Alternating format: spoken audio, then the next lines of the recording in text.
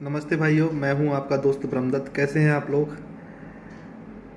आज हम बात करेंगे कि जो महिला भरण पोषण और घरेलू हिंसा के केस में अपना साक्ष्य शपथ पत्र देती है, उस शपथ पत्र को हमें कैसे तोड़ना है, उसकी सत्यता हमें कैसे न्यायालय के सामने लानी है।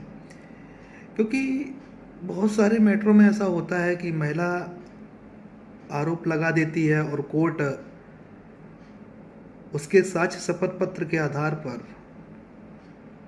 आदेश पारित कर देती है। और साक्ष्य शपथ पत्र होता क्या है? साक्ष्य शपथ पत्र ये एक औपचारिक साक्ष्य होता है। जो कंटेंट परिवाद में दिए गए हैं वही कंटेंट साक्ष्य शपथ पत्र में रहते हैं, और साक्ष्य शपथ पत्र को सत्य मानते हुए कोर्ट पति के खिलाफ में ऑर्डर पारित कर देती, चाहे डोमेस्टिक वायलेंस का केस हो, चाहे सीआरपीसी 125 का केस हो।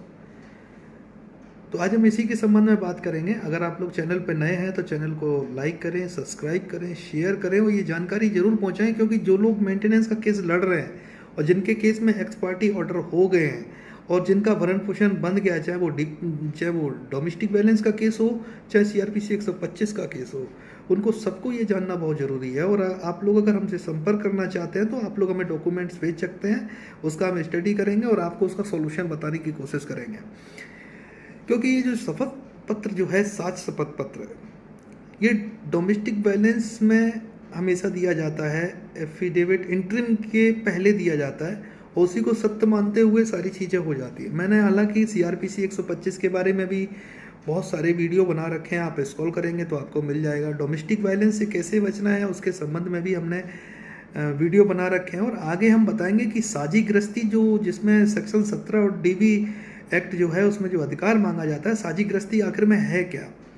तो इसके संबंध में हम वीडियो बनाएंगे और आप लोग सपोर्ट करो। आप लोग हमारा सपोर्ट करोगे तो आप लोगों को हम बचाव के हर कारण बताएंगे कैसे आप अपने केस में अपना बचाव कर सकते हैं। तो जैसे ही आपने देखा होगा कि डोमेस्टिक वायलेंस का केस हो या सीआरपीसी 125 का केस हो, तो महिला क्या करती है कि उन्हीं तथ्यों के आधार पर जो उसने दावे में दिए हैं उनको सत्य बताते हुए साक्ष्य शपथ पत्र दे देती है और उसमें ये कह देती है कि साहब, ये जो मेरे द्वारा जो कथन किए गए हैं सारे के सारे सही हैं, सब कुछ सही है, सारी चीज़ें सही है।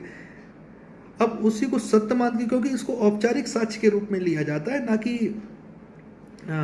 इसको प्राइमरी साक्ष्य के रूप में। तो औपचारिक साक्ष्य की जब बात आ जाती है तो औपचारिक साक्ष्य में पति पक्ष जो है उसकी जिम्मेदारी बनती है कि उस औपचारिक साक्ष्य में आप अपनी आपत्ति दें, आप अपना मजिस्ट्रेट के सामने रिक्वेस्ट करें कि सर इसकी जो साक्ष्य सर्टिफिकेट जो दिया गया है, वो साक्ष्य शपथ पत्र जो दिया गया है उसकी सत्यता की जांच कर ली जाए।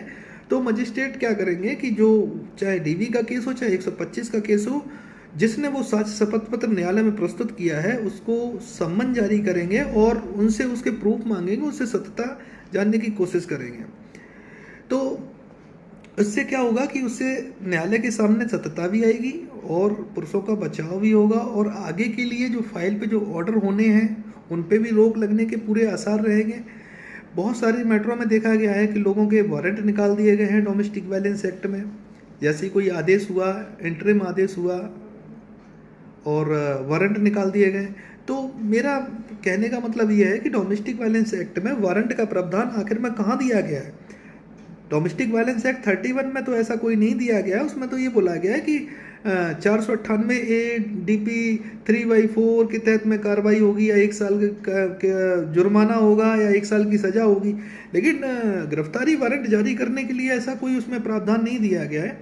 और अगर मेरी बात अगर गलत हो या मैं कुछ अगर गलत बोल रहा हूँ तो उसको कमेंट में ज़रूर बताएं, कि तो जिससे कि हमें भी पता चले कि हाँ, इसमें गिरफ्तारी वारंट जारी करने का कोई ऐसा प्रावधान दिया गया है जिसमें कि जो लोग होते हैं जिनके खिलाफ में आदेश पारित हो जाता है डीबी में, उसका रिकवरी करने के लिए उनका गिरफ्तारी वारंट बहुत ज़रूरी होता है।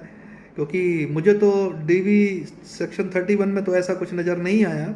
हाँ, उसमें जुर्माने का प्रावधान है और 498A का प्रावधान है, 1 साल सजा का प्रावधान है। तो ये कैसे है, ये देखने वाली बात होगी। और सीआरपीसी 125 जो है ना, उसको रोका जा सकता है।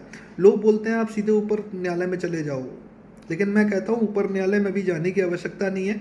आप मेरिट पे लड़ो।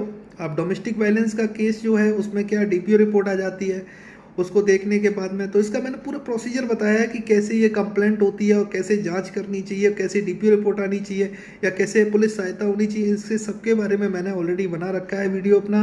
और अगर आपको ज़्यादा जानकारी चाहिए हो तो आप लोग हमसे संपर्क कर सकते हैं। धन्यवाद।